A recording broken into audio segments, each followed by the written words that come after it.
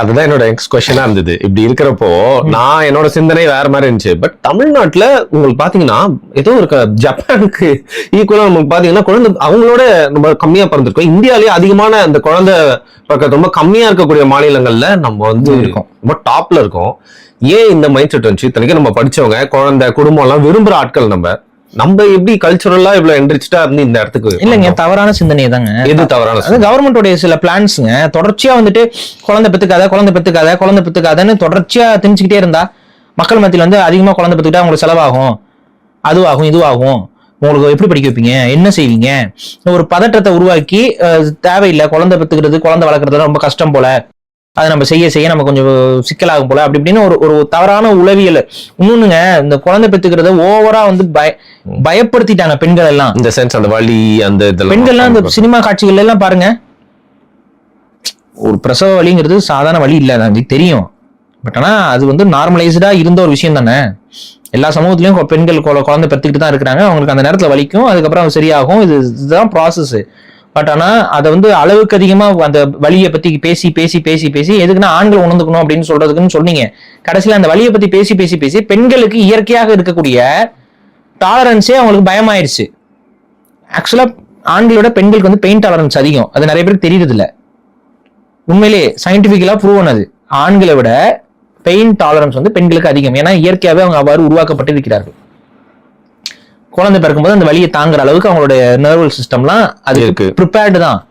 அது இயற்கையான ஒரு விஷயம் தான். ஆனா இயற்கையான ஒரு விஷயத்தையே இன்னைக்கு பெண்களுக்கு அளவுக்கு அதிகமான பயம் வந்துருச்சு. இப்ப நிறைய பேர் வந்து சிசரின்,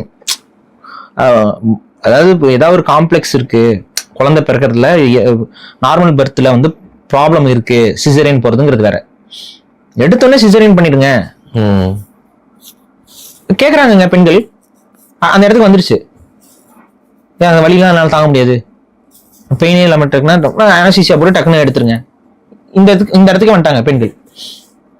ஏன்னா அந்த அளவுக்கு வந்து அப்ப இதெல்லாம் சில பேர் கேட்க என்னன்னா, ஐயோ குழந்தை பெற்றுக்கிறது ரொம்ப தலைவலி போல, ஐயோ பாப்பா வேண்டவே வேண்டாம், குழந்தை என்ன கல்யாணம் பண்ணிட்டா குழந்தை பெற்றுக்க சொல்லுவாங்க, கல்யாணமே வேண்டாம். நிறைய பேர் இருக்காங்க. இப்ப நிறைய பணக்கார வீட்டுல இருக்கக்கூடிய பெண்கள் எல்லாம் கல்யாணம் வேண்டாம்னு சொல்லி சுத்திட்டு இருக்காங்களா? அதுக்கு பின்னாடி இருக்கிற ரீசன் என்ன நினைக்கிறீங்க? இந்த மாதிரி அண்டர்கோ பண்ணணும், இந்த மாதிரி எதுக்கு குழந்தை பெற்றுக்கணும், இவ்வளவு பெயின் அவ்வளவு பெயினுங்கிறாங்க, உயிர் போய் உயிர் வாங்க, எதுக்கு அந்த ரிஸ்க் எடுக்கணும் அப்படின்னு சொல்லிட்டு அவங்க இன்னைக்கு பெண்கள் நிறைய பேர் அந்த தாட் ப்ராசஸ்க்கு வந்துட்டாங்க. கண்டிப்பா உங்களோட ஃப்ரெண்ட்ஸ் யார உங்களன்னா பொதுவாக சொல்றேன், எல்லா ஃப்ரெண்ட்ஸ் இருக்கிறாங்க, அப்ப அந்த மாதிரிலாம் இருக்கிறாங்க. நான் பார்த்த வரைக்கும் நான் சொல்றேன், அந்த மாதிரி இருக்க பெரும்பான்மையான பெண்கள் வசதியான வீட்டுல வாழ்ந்த பெண்கள்.